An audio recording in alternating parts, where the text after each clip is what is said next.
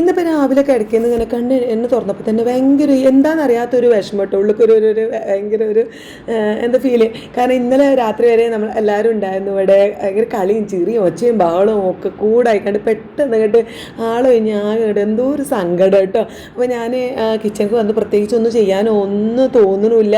അറിയാലോ, നമ്മളിപ്പോൾ വീട്ടിൽ പോയി നിൽക്കുകയാണെങ്കിൽ അവിടെ 2 ദിവസം പോയി നിന്ന് ഇങ്ങോട്ട് വരികയാണെങ്കിലും ഇവിടെ വന്ന് പോലൊക്കെ നിന്ന് പോവുകയാണെങ്കിലും എവിടേക്ക് പോയി നമ്മളൊരു 2-3 ദിവസം നിൽക്കുക. അപ്പോൾ മക്കൾ വന്ന് നിന്ന് പോവുകയാണെങ്കിലൊക്കെ പിറ്റത്തെ ദിവസം ആകെ ഒരു അങ്കലാപ്പും ഒരു മ്ലാനതയും എന്തൊക്കെയോ ആയിരിക്കും. അപ്പോൾ ഇന്ന് ഞാൻ അങ്ങനെ അടുക്കളയിൽ വന്ന് ഇങ്ങനെ അവിഞ്ഞ മൂടിൽ നടക്കുന്നുണ്ട്. അപ്പോൾ എൻ്റെ ഹസ്ബൻഡ് പറഞ്ഞു 2 ദിവസമായിട്ട് നമ്മൾ ഹെവി ഫുഡായിരുന്നല്ലോ എല്ലാവരും ഉള്ളതുകൊണ്ട് തന്നെ മന്തി, ബിരിയാണി, പൊറാട്ട, ചിക്കൻ കറി. അപ്പോൾ ഇന്ന് കുറച്ച് ലൈറ്റ് സിമ്പിളായിട്ടുള്ള ഫുഡൊക്കെ മതി എന്നാണ്.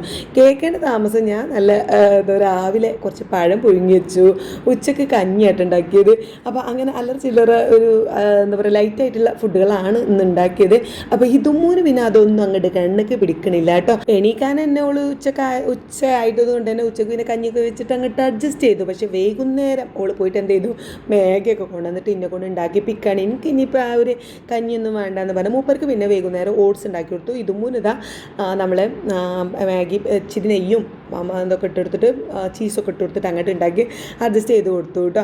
പിന്നെ ഞാൻ മോളും കുറച്ചൊരു വീഡിയോ കോൾ കാര്യങ്ങളൊക്കെ ചെയ്തിട്ടുണ്ടായിരുന്നു. അതൊക്കെ കഴിഞ്ഞ് ഞാൻ കുറച്ച് സ്റ്റിച്ച് ചെയ്യാനുണ്ടായിരുന്നു.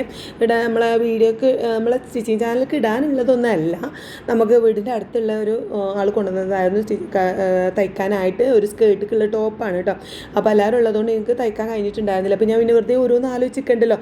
അപ്പോൾ ഇങ്ങനെയൊക്കെ എന്തെങ്കിലും പണി ചെയ്യുമ്പോൾ പിന്നെ കുറേ കാര്യങ്ങളൊക്കെ ഇങ്ങനെ മറക്കും. അപ്പോൾ വിചാരിച്ച് ഞാൻ വേഗം കട്ട് ചെയ്യാനൊക്കെ നിന്നു. അപ്പോൾ മുകളിൽ തീരെ തയ്ക്കാനൊന്നും പോകാൻ വെച്ചാൽ ഒരു 10 മണി കഴിഞ്ഞിട്ട് മുകൾക്ക് ഇങ്ങോട്ട് കയറാൻ പറ്റുള്ളൂ. അപ്പോൾ ഞാൻ കട്ട് ചെയ്യാനുള്ളതൊക്കെ ഇങ്ങോട്ട് താഴത്തേക്ക് കൊണ്ടുപോകുന്നു കേട്ടോ. ഇത് നമുക്ക് വീഡിയോ എടുക്കാനൊന്നും ഇല്ലാത്തതുകൊണ്ട് ഞാൻ ഇവിടുന്ന് തന്നെ കട്ട് ചെയ്തിട്ട് പിന്നെ ഒരു 10-15 മണിയൊക്കെ ആയപ്പോഴാണ് സ്റ്റിച്ച് ചെയ്യാൻ വേണ്ടി പോയത്. ഇതും മണീൻ്റെ പിന്നാലെ തന്നെ പോന്നിട്ടുണ്ടായിരുന്നു. പിന്നെ കിടന്നപ്പോൾ ഒരുപാട് ലേറ്റ് ആയിട്ടോ തയ്ക്കാനൊക്കെ കഴിഞ്ഞിട്ട്.